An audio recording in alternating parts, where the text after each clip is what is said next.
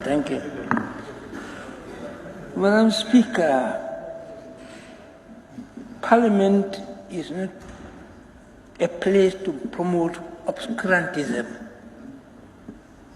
Parliament is meant to promote enlightenment. When people are confused outside, they must be enlightened here. If we increase the confusion, we are failing our people. I've said here, and I'm going to repeat. The responsibility we have on our shoulders is heavy. This nation lies on our shoulders. If it is made up, we are responsible. If it is broken, we are also responsible. Party politics does not help in these chambers.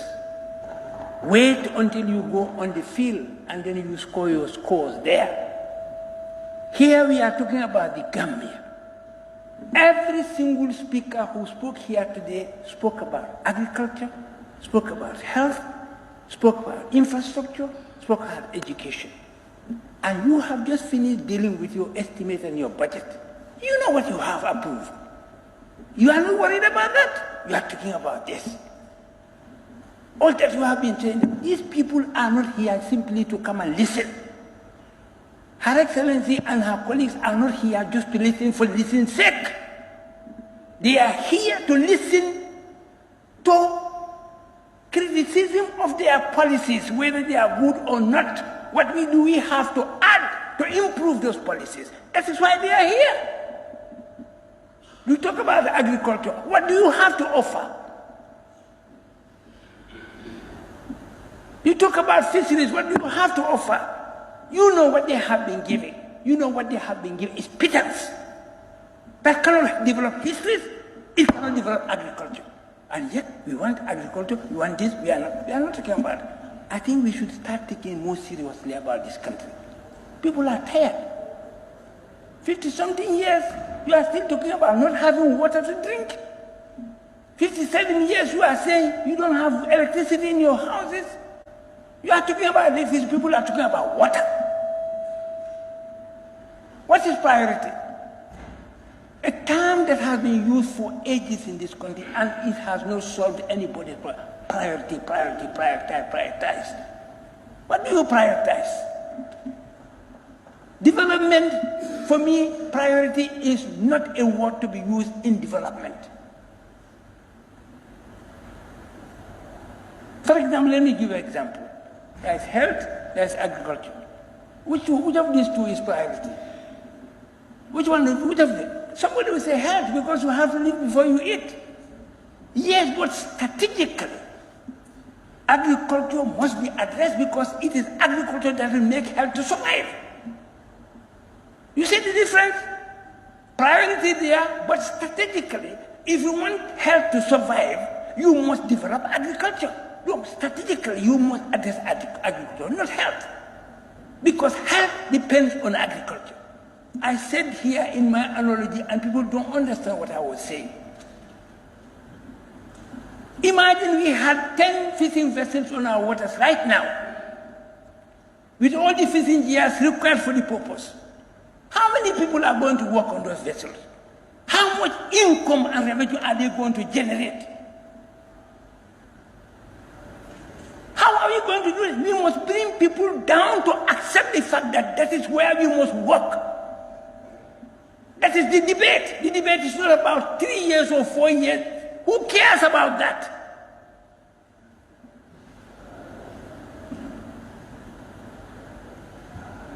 Let us not be hypocritical about things. That was dead since 2017. Nobody talked about it. When it was being killed, when it was being assassinated, they were clapping. And when things went another way around, they are crying. What's your problem? We should stop being hypocritical about matters. Development is not about hypocrisy. Development is about thinking strategically and being ready to sacrifice. But you are not prepared to sacrifice. When I jokingly made a proposition here, the next day they wanted to cut my throat. Everywhere I went, you are mad, you are mad. And it is, for me, it is concrete. You are indebted to your neck. You don't have anything you do in this country, you have to borrow or you have to beg. I say, okay, for 2020, let us all sacrifice all our allowances every month for 2020. And then we address the development of the deficit and pay Al-Karafi, 180 million. You would have made over $7 billion. They say, I am mad. You are talking about allowance. Farmers have their groundnut, which is already a liability in their hands. You are their representatives. Somebody is talking about the trade season. Farming has become a liability to the people of this republic. You are not talking about that. Your farmers are not going to have their groundnuts bought. And even where they are bought, it is going to be bought cheaply. Nobody wants your groundnut because the quality is no longer good. They have said that over and over, and no effort is being made to change that. And unless that is changed, you will not have any market for your groundnuts. What's wrong with people in this country? When are we going to start thinking, not for ourselves, but for our people who entrust us with this responsibility? We come here, we start insulting each other. What is the problem? My colleagues, I'm very sorry, but we must stop this. This place is not meant to come here and start making scores against each other. We know people are just being hypocritical, but you know the problem where it lay. When the problem started, you kept quiet. It's built. You want to gather it. It's impossible. It's impossible. We must now focus for the development of this country. The president said he is going for 5 years. You cannot do anything about that. That is what the law permits him to do. Section 63. Section 65 only says he can resign. On the basis of that, we agreed. None of us was ignorant of the Constitution. No one can teach me the Constitution of this republic. No one. However qualified a lawyer you are, we brought Constitution into politics in this country. My party. You cannot deny that. So it was not out of ignorance that we chose 3 years. It was just tactical. It was a tactical move to solve a problem. Nothing else. Not ignorance. We don't need 5 years. Coalition doesn't need 5 years to do what we had programmed ourselves to do. Just reforms. Amending the Constitution, reforming the Constitution, reforming institutions.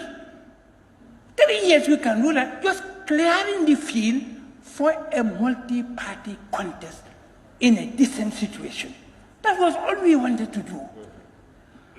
And the tactic worked well. What people thought was impossible happened. And the whole world was amazed. Nothing like this had ever happened anywhere in the history of humanity. You know that. Everybody said it in the world. It was just on the way. Somebody came in and destroyed everything. We know. And people don't want to say that. You want to hold me responsible. Somebody spoke here, he was insulting me. That we are going to be held responsible. Who is going to hold me responsible? Let him come and hold me. Come and hold me responsible and see what I will do to you.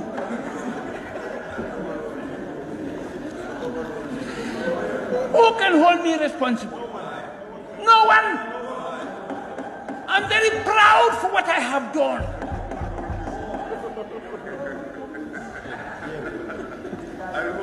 So what we have to do now, let us prepare ourselves for the contest. That is what we need to do. Stop talking. Stop talking emptily. It will never serve you any purpose. Others are getting ready war. You talk here. Blah, blah. You see what will happen. Now, Madam Speaker, I think I want to cite this section of the Constitution. For me, that is my problem. Section 213, subsection 2. The state shall pursue policies which will avoid undue dependence on other nations and institutions.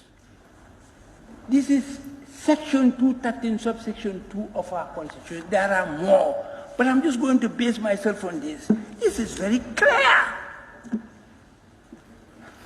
To avoid undue dependence on other nations and institutions. Because if you do so, you are sacrificing the sovereignty of your country. You'll be here, but decisions for the running of the affairs of this country will be made outside, independent of your will. And that is what is happening.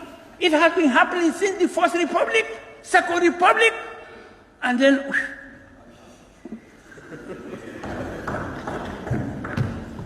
And so this is what we have to address. For me, well, I have a solution to the problem of this country.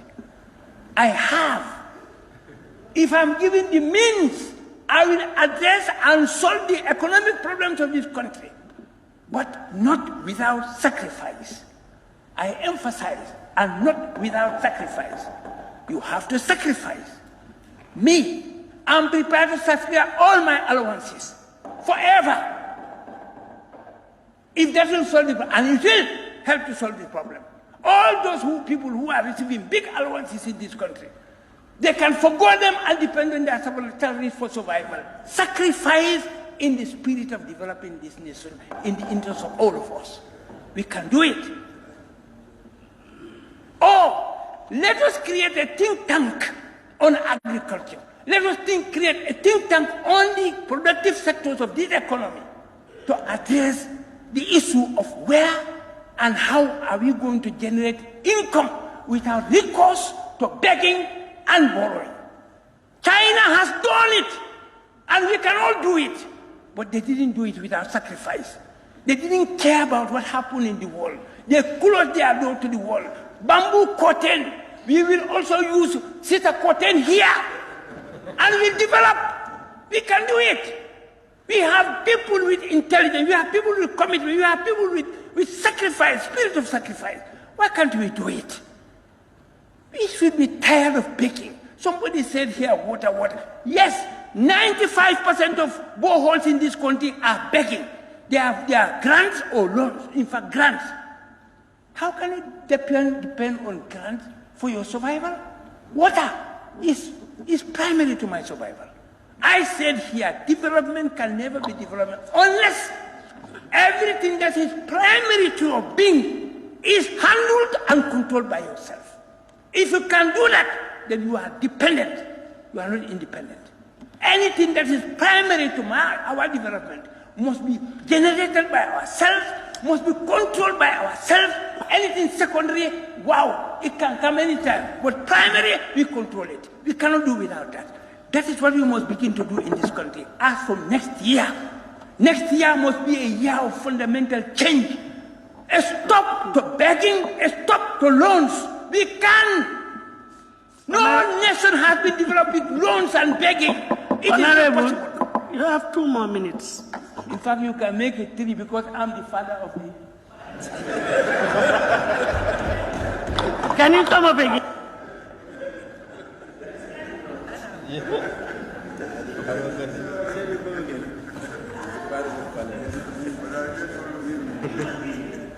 You are the only one who is not aware that Appealing, I can give you 3 more I'm minutes. an elected father of the chambers. Supposing everybody demands for that. But Go ahead, yes. Seriously, you see, when you talk about health, I know many people who cannot be treated in this country. Some of them are kids. Sometimes we even publish this in Foria. Kids and adults who cannot be treated here. There are many. And every day new numbers are added to the old ones. These are Gambian citizens. But we've seen that there are Gambians, special Gambians, who are ill and cannot be treated here, they are flown out of this country. We know that also. So what can we do? I'm very happy that we now have a Minister of Health who, for the first time, I'm not going to go into it in detail because he is working on it, who is going to, for the first time, create a health facility here in this country, which is going to be a specialist health institution where you can be treated without being referred to Dhaka or to London. That is what we want. I'm sure he is in that process. 100% sure that he is in the process. Maybe the physical infrastructures are now being created. 50-something years, you have to run to Dhaka. You have to run to Ghana. You have to, if you don't have money, how can you go there? It's not correct. So let us create that which belongs to all of us, and all of us can go there at cheap price. Let us use our common property, our money, to develop that. It is fundamental to our existence. The hundreds and hundreds of Gambians, I know somebody with 2 kidney problems for the last 10 years, she has been battling in this country. Sometimes she had to go to Dakar to get some type of treatment to continue surviving. She's still surviving. But the 2 countries are all faulty. She doesn't have, the husband doesn't have, the family doesn't have. But we have. We are all paying money into the coffers of this nation. Let's use that to create that institution. All of us can go there when we are sick, because we cannot afford to go to Europe or elsewhere. Madam, I don't want to abuse your generosity. The additional minutes are done. Thank you very much. Thank you. Thank